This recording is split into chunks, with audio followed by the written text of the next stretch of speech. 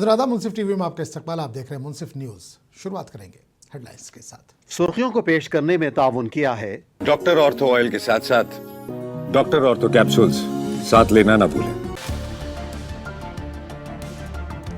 Shiv Sena, UBT और MNS में हुआ इत्तेहाद। बीएमसी इंतखाबात 2026 में इत्तेहाद का दिया पैगाम।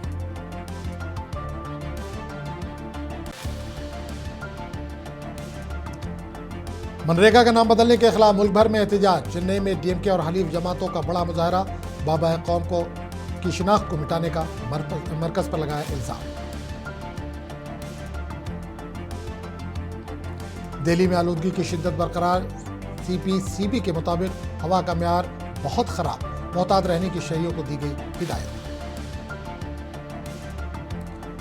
बरेली के फरीदपुर में बीडीए की निदामी कार्रवाई। सख्त सिक्योरिटी के बीच गैर कानूनी तामीरात को भारी मशीनरी के जरिए किया गया मुनहद।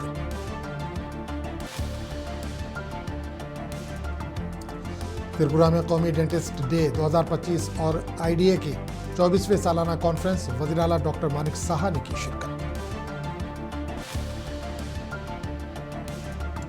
भिवंडी के खोनी गांव में पावर लूम फैक्ट्री में आतिशज़दगी। सिलेंडर धमाके से अफरा तफरी।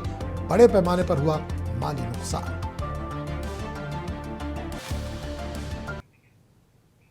और अब खबरों की तफसील। एमएनएस के सरबराह राज ठाकरे ने बीएमसी म्युनिसिपल कॉर्पोरेशन इंतखाबात से कबल शिवसेना, यूबीटी और एमएनएस के दरमियान इत्तेहाद का ऐलान किया। राज ठाकरे और उद्धव ठाकरे ने मीडिया से बात भी की। इस मौके पर इन्होंने एक खानदानी तस्वीर भी खिंचवाई। इस मौके पर आदित्य ठाकरे, संजय राउत और पार्टी के दीगर कायदीन मौजूद थे।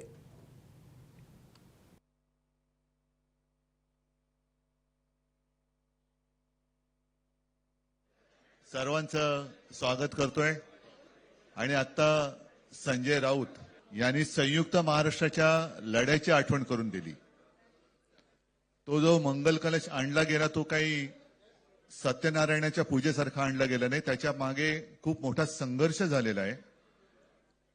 105, 107 किंवा त्याहूनही जास्त मराठी माणसांनी बलिदान देऊन मुंबई महाराष्ट्राला मिळवून दिली आणि त्याची आठवण आज होणं स्वाभाविक आहे। कारण आम्ही आज दोघेही इथे बसलेलो आहोत, ठाकरे बंधू, आमच्या दोघांचेही आजोबा प्रबोधनकार। जे काय बाकी बोलायचंय ते सगळं जाहीर सभा जेव्हा सुरू होतील त्यावेळेला बोलूच आम्ही। परंतु माझी एक मुलाखत झाली होती आणि मी मुद्दामून आठवण करून देतो त्या गोष्टींची। आणि त्या मुलाखतीमध्ये मी असं म्हटलं होतं की कुठल्याही वादापेक्षा आणि भांडणापेक्षा महाराष्ट्र मोठा आहे। आणि मला असं वाटतं तिथून त्या आज आम्ही एकत्र येण्याची सुरुवात त्या वाक्यापासून झाली। कोण किती जागा लढवणार। उद्धव ठाकरे ग्रुप के रहनुमा संजय राउत ने बीएमसी इंतखाबात 2026 के सिलसिले में अपनी पार्टी और एमएनएस के इत्तेहाद के बारे में अहम बयान दिया। उन्होंने कहा कि दोनों जमातें मिलकर इंतखाब में हिस्सा लेंगी और आवाम की खिदमत के लिए मजबूत हिकमत अमली के साथ मैदान में उतरेंगी। संजय राउत ने मजीद कहा कि इत्तेहाद का मकसद शहर की बेहतर तरक्की और अवामी मसाइल के हल को यकीनी बनाना है। मुंबईकर आहे जे स्वतःला महाराष्ट्र आपलं राज्य मानतात, त्या सगळ्यांसाठी हा भाजप हे आम्हाला आव्हान कधीच नव्हतं। सत्ता आणि पैसा सोडली तर त्यांचं कसलं आव्हान आहे। क्या करना है, नंबर शेयरिंग जो होता है वो व्यापार होता है राजनीति में। आपको इतना सीट शेयरिंग, ये व्यापार है। यहाँ भाइयों में व्यापार नहीं है, ये फैमिली है, समझा। हम देख लेंगे हमको क्या करना है। ये कांग्रेस को हमने बहुत बार रिक्वेस्ट किया है कि बीजेपी को अगर हमको हराना है तो आपको साथ आना होगा। मुंबई का है।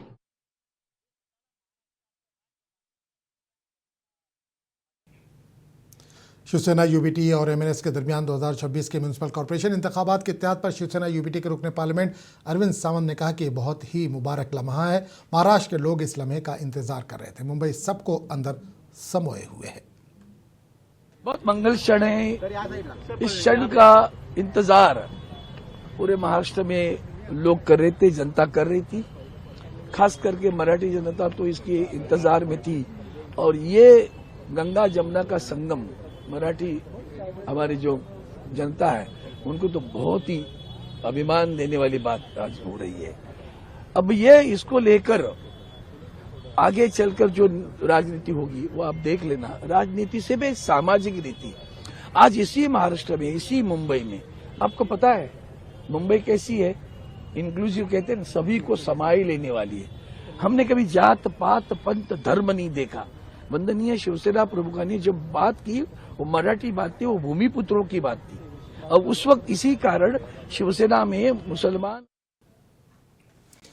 मनरेगा का नाम तब्दील करने पर मुल्क भर में एहतजाज हो रहा है। तमिलनाडु के चेन्नई में डीएमके और उसके हलीफ जमातों ने चेन्नई में बड़े पैमाने पर एहतजाज किया। तमाम इत्तेहादी जमातों के लीडर्स और कारकुन सियाह शर्ट पहनकर अपना एहतजाज दर्ज करवा रहे थे।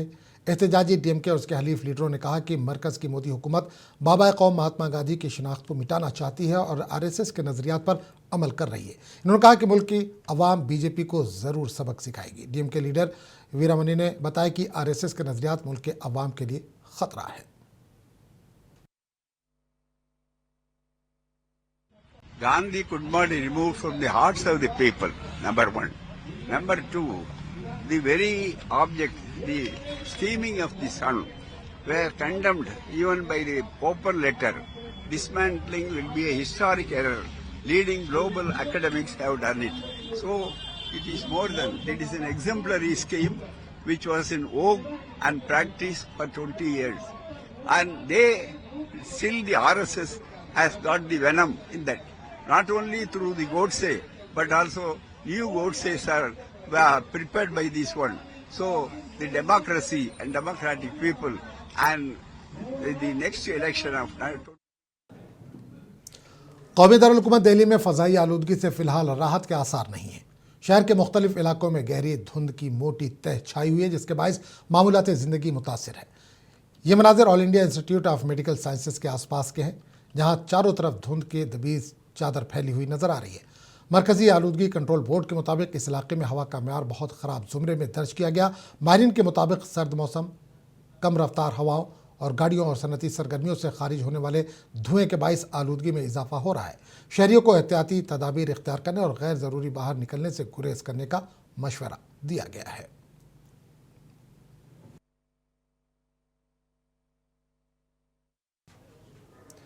कांग्रेस लीडर प्रमोद तिवारी ने कहा कि दिल्ली में फ़ज़ाई आलूदगी में दिन ब दिन इजाफा होता जा रहा है। हुकूमत इस मामले पर तवज्जो देने से कासिर है।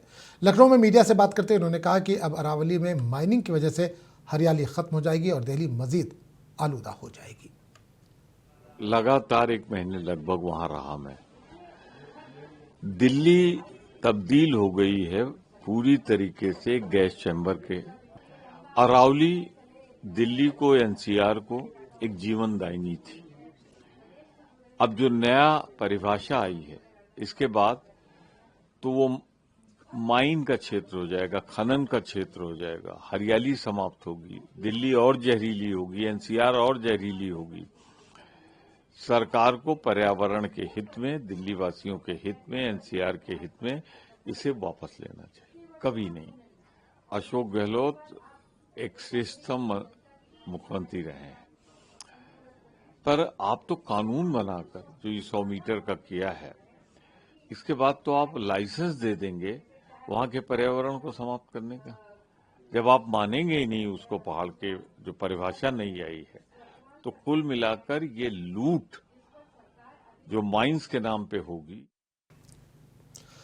बरेली डेवलपमेंट अथॉरिटी की जानिब से फरीदपुर इलाके में गैर कानूनी तामीरात के खिलाफ इन्हदामी कार्रवाई मुसलसल जारी है। इंतजामिया ने मुकर्ररा कवानीन के खिलाफ वर्जी पर मुख्तलिफ जायदादों को मुनहदिम किया। हुकाम के मुताबिक ये कार्रवाई शहरी मनसूबा बंदी के उसूलों को नाफिज करने और गैर मजाज तामीरात पर रोक लगाने के मकसद से की जा रही है। पीडीए की टीम भारी मशीनरी के साथ मौके पर मौजूद रही और सिक्योरिटी के सख्त इंतजाम किए गए थे ताकि अमन व अमा बरकरार रहे। इंतजामिया ने वाजे किया कि गैर कानूनी तामीरात के खिलाफ ये मुहिम आइंदा भी जारी रहेगी और कानून की खिलाफ वर्जी करने वालों के खिलाफ सख्त कार्रवाई अमल में लाई जाएगी। बताया जा रहा है कि वाजिद बेग नामी शख्स का बारात घर था जिसे गैर कानूनी बताते हुए मुनहदम किया गया।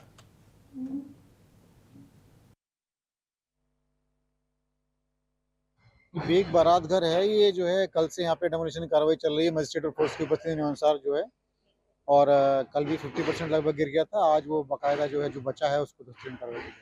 ये वाजिद बेग का बारात घर है और इसमें बाकायदा बिना मानचित्र के अवैध रूप से बारात घर चलाया जा रहा था। उसमें बीडीए द्वारा जो है सुनवाई करके कार्रवाई दृष्टिगत आदेश पारित किया गया और उसके बाकायदा इनकी शासन में जो अपील थी वो भी खारिज हो गई है रिवीजन, और उसके बाद कार्रवाई की गई। हाँ, बाकायदा हर ऐसे निर्माण में जो है पहले नोटिस दिया जाता है, उसके बाद सुनवाई की जाती है, तभी कार्रवाई की जाती है। बीडीए सभी लोगों से अपील करना चाहता है कि सभी लोग अपना जो है मानचित्र पास कराकर अपना आवासीय कमर्शियल निर्माण करें।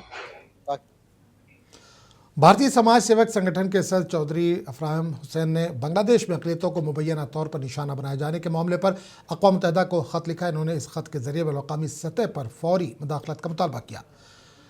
चौधरी अफराम ने कहा कि बांग्लादेश में अक़लियती बिरादरी को अदम तहफ़्फ़ुज़ का सामना है, उनके जान और माल के तहफ़्फ़ुज़ के लिए आलमी बिरादरी को आगे आना चाहिए। इन्होंने ज़ोर दिया कि अक़वाम मुत्तहिदा इस मामले का संजीदगी से नोटिस ले और इंसानी हुकूक़ के तहफ़्फ़ुज़ को यकीनी बनाने के लिए मौसर इक़दाम करे।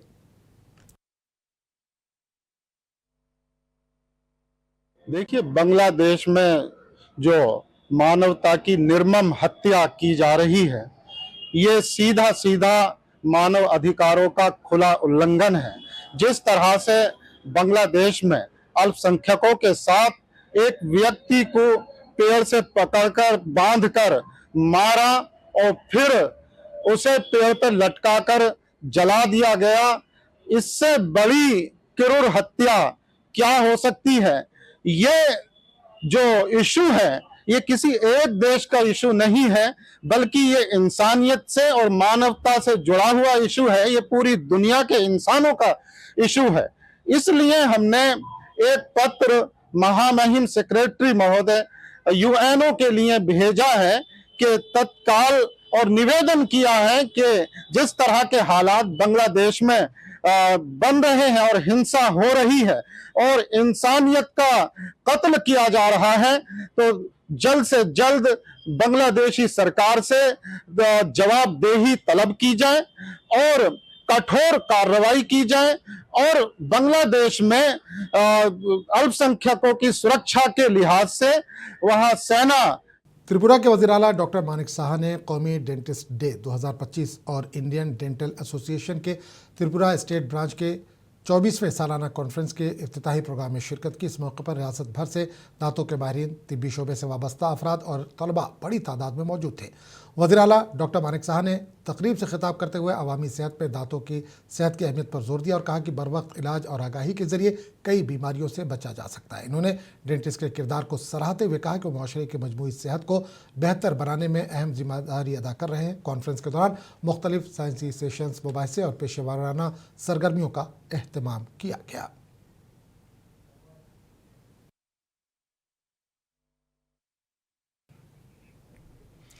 उत्तराखंड के देहरादून में वज़ीर आला पुष्कर सिंह धामी की सदारत में काबीना का इजलास मुनक़्क़िद हुआ। ज़राए के मुताबिक इजलास में मुख्तलिफ अहम उमूर और तरक्याती मनसूबों पर तबादला ख्याल किया गया और काबीना ने कई अहम फैसलों को मंजूरी दी।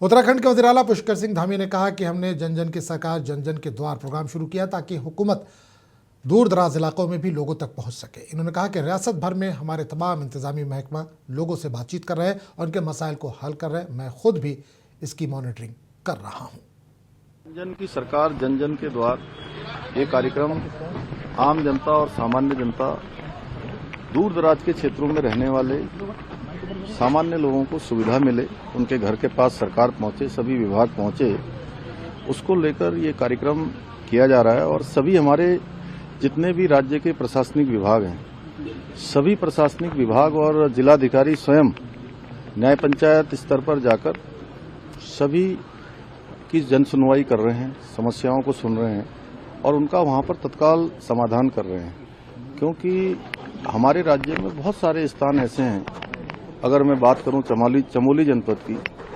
देवाल से गोपेश्वर आने में पूरा दिन लग जाता है और 2 दिन का समय आने जाने में ही खर्च हो जाता है, चक्कर लगाने पड़ते हैं। इसी प्रकार से अगर राजस्थान के तारीखी शहर जैसलमेर में क्रिसमस से कबल सेहत में नुमाया इजाफा देखा जा रहा है। मुल्क और बैरून मुल्क से आने वाले सयाह बड़ी तादाद में यहाँ पर पहुँच रहे हैं, जहाँ सहरा की खूबसूरती, सकाफती और कैंपिंग सयाहों को अपनी जानिब मुतवज्जह कर रही है। जाम सैंड रिवायती राजस्थानी सकाफत की झलक पेश कर रही है, जहाँ लोग मौसीकी और रक़्स ख़ास तवज्जो का मरकज़ बने हुए हैं। मशहूर रक़्क़ासा करिश्मा सपेरा ने कहा कि वो गुज़िश्ता तकरीबन 10 बरसों से जैसलमेर आ रही हैं। जो लोग यहाँ आने का इरादा रखते हैं इन्हें ज़रूर आना चाहिए। और जैसलमेर आते हुए करीब मुझे 10 साल हो चुके हैं। क्रिसमस को लेके बहुत ज़बरदस्त तैयारी है और मैं सभी दर्शकों से कहना चाहूँगी जो लोग जैसलमेर घूमने के लिए प्लान कर रहे हैं वो ज़रूर अवश्य आए, बिकॉज़ यहाँ पर आपका आना ब्यूटीफुल होगा। आज क्रिसमस डे पर सबसे पहले तो आप सभी को हैप्पी मैरी क्रिसमस डे और क्रिसमस की सभी को ढेर सारी शुभकामनाएं। ऐसे तो बहुत सारे कैंप है, आप लोग वहाँ पर भी विजिट कर सकते हैं, लेकिन आपको बेस्ट प्रोग्राम देखना है, कल्चर से रूबरू होना है, राजस्थान के अद्भुत लोक नृत्य देखने हैं और कुछ यूनिक मेरी परफॉर्मेंस होती है जो विद प्रॉप्स के साथ होती है, जैसे कि पर्दा डांस है, फायर डांस है। आप हमारी वेबसाइट चेक करेंगे फोर्ट अरण्या के तो आपको मिल जाएगा। और अजमेर की मशहूर ख्वाजा गरीब नवाज दरगाह में उर्स की तकारीब चल रही हैं। मुल्क और बैरून मुल्क से अक़ीदतमंद उर्स तकारीब में शिरकत कर रहे हैं। उर्स के मौके पर दरगाह के अहाते में शाम का मंजर दिलकश और रूहानी होता है। रिवायत के मुताबिक दरगाह में मोमबत्तियों से रोशनी की जाती है और अक़ीदतमंद अपनी दुआओं के साथ हाथ उठाते हैं, अपने और अपने अहले खाना की खुशहाली और हिफाजत की दुआ करते हैं। अक़ीदतमंदों का मानना है कि इस दौरान की गई दुआएं ख्वाजा गरीब नवाज ज़रूर कबूल फरमाते हैं। दरगाह की रौनक और अक़ीदतमंदों की भारी मौजूदगी ने उसके शाम को एक रूहानी और यादगार लम्हे में बदल दिया है। ये हुज़ूर गरीब नवाज में जो है मगरिब से 20 मिनट कबल जो है रोशनी की रस्म अदा की जाती है, जिसे खुद्दाम ख्वाजा साहब अदा करते हैं। रोशनी की असल हकीकत ये है कि इस्लाम में मान्यता है कि जो शाम का वक्त होता है उस वक्त दुआएं कबूल होती हैं। तो गरीब नवाज की बारगाह तो वैसी एक जगह है कि जहाँ पे दुआएं कबूल होती हैं। तो ये रोशनी उस वक्त ख़ास दुआ मांगी जाती है जिसको रोशनी कहा जाता है, जिसमें तमाम बड़े जो भी लोग यहाँ हाजिर हैं अक़ीदत से हाजिर होते हैं। और ये ख़ास मखसूस इसलिए भी है कि 9 दिन उर्स पाक के अंदर दरबार शरीफ के बाहर अदा की जाती है, जिसमें तमाम ज़ायरीन भी शरीक होता है। इरादे रोज़ बनते हैं, वो बनकर टूट जाते हैं। वही अजमेर आते हैं जिन्हें ख्वाजा बुलाते हैं। तो ये बारगाह सबके लिए दरबार खुला है, गरीब नवाज के आशिकों के लिए, गरीब नवाज के चाहने वालों के लिए, अक़ीदतमंदों के लिए। हर मज़हब व मिल्लत के लोग गरीब नवाज की बारगाह में आते हैं बड़ी आस्था के साथ, अक़ीदत के साथ, मोहब्बत के साथ। अब ये तो गरीब नवाज का बुलावे की भी बात है। हर साल पाकिस्तानी जो कि जत्था आता है, डेलीगेशन आता है, और वो भी बड़े गरीब नवाज के आशिक के चाहने वाले हैं। हम जिस तरीके से इस वक्त जो चल रहा है, सबसे पहली बात तो इंडिया गवर्नमेंट उनको जब देगी, वीज़ा वगैरह देगी, तो वो वहाँ से यहाँ पर गरीब नवाज की बारगाह में आते हैं। और हम तो, हमारा मुल्क हिंदुस्तान, हम लोग सब मोहब्बत वाले लोग हैं और मोहब्बत का पैगाम देते हैं। जो 850 साल पहले गरीब नवाज ने भी यही पैगाम दिया था कि हर मज़हब व मिल्लत के लोगों से मोहब्बत की और एक दूसरे का जो कि दुख दर्द होता था सरकार सुनते थे, और जो अच्छी बात होती थी गरीब नवाज उनको बताते थे। तो लोग हमेशा, सरकार गरीब नवाज ने तो हमेशा जोड़ने की कोशिश की है। और आज हम खुद्दाम ख्वाजा भी यही चीज़ है। अजमेर शरीफ और महाराष्ट्र के भिवंडी इलाके के खोने गांव सिद्धार्थ नगर में वाक़ एक पावर लूम फैक्ट्री में अचानक आग भड़क उठी। आग लगने के दौरान फैक्ट्री में मौजूद एक सिलेंडर धमाके से फट गया, जिसके नतीजे में एक फायर फाइटर जख्मी हो गया। इतला मिलते ही फायर ब्रिगेड की कई गाड़ियां मौके पर पहुंची और काफ़ी जद्दोजहद के बाद आग पर काबू पा लिया गया। जख्मी फायर फाइटर को फौरी तौर पर इलाज के लिए अस्पताल मुंतकिल किया गया, जहां इसकी हालत मुस्तहकम बताई जा रही है। हुक्काम के मुताबिक आग लगने की वजूहात का अभी तक पता नहीं चल सका। ताहम वाक़े की जांच शुरू कर दी गई है। फैक्ट्री को काफ़ी नुकसान पहुंचने की इत्तला है, जबकि किसी जानी नुकसान की कोई खबर नहीं है। इधर ड्यूटी पे हूँ, सुबह 5:40 को कॉल आया, वहाँ से हम तुरंत निकले। आने के बाद इधर हमने एक कोच की लाइन डाल के पानी मारना चालू किया। कुछ देर बाद 5-10 मिनट में सिलेंडर का इतना बड़ा स्फोट हुआ कि दीवार टूट गई। उसके बाद मेरे को चेहरे पे और हाथ पे जला हुआ है। हाँ, तो अभी कैसा मैं IGM हॉस्पिटल जाके आया हूँ, गोली लिया हूँ, लेकिन मेरे को थोड़ा भी जलन हो रही, थोड़ा बहुत। 5:40 में कॉल आया, हम तुरंत निकल गए आग बुझाने के लिए। खोनी गांव सिद्धार्थ नगर इधर आए तो अंगार बहुत बड़ी थी। आग बुझाने के लिए हमने चालू कर दिया, काम चालू कर दिया। तुरंत बुझाते बुझाते सिलेंडर का स्फोट हो गया और हमारा इसरो ने रियासत मुत्तहदा के AST space mobile bluebird block 2 मौसलाती सैटेलाइट को कामयाबी के साथ लॉन्च किया। आज सुबह 8:55 पर आंध्र प्रदेश के श्रीहरिकोटा में सतीश धवन खलाई मरकज के दूसरे लॉन्च पैड से लॉन्च किया गया। यह मिशन हिंदुस्तान के सबसे ताकतवर लॉन्च व्हीकल LV-M3 का इस्तेमाल करके किया गया। ये LV-M3 की छठी ऑपरेशनल परवाज थी।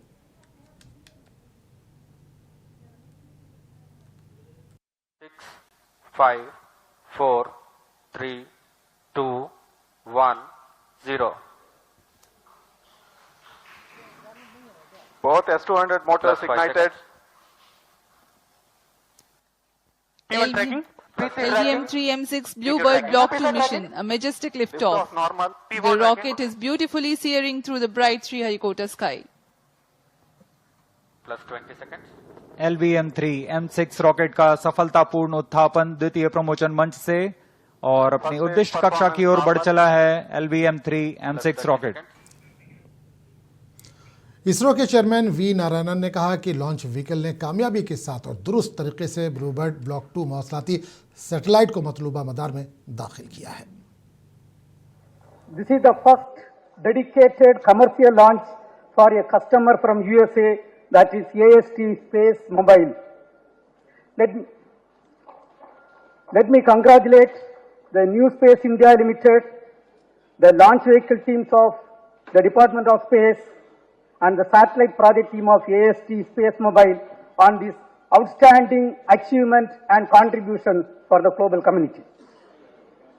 This is our 104th launch from Sriharikota, also the 9th successful mission of LV-M3 launch vehicle, demonstrating its 100% reliability.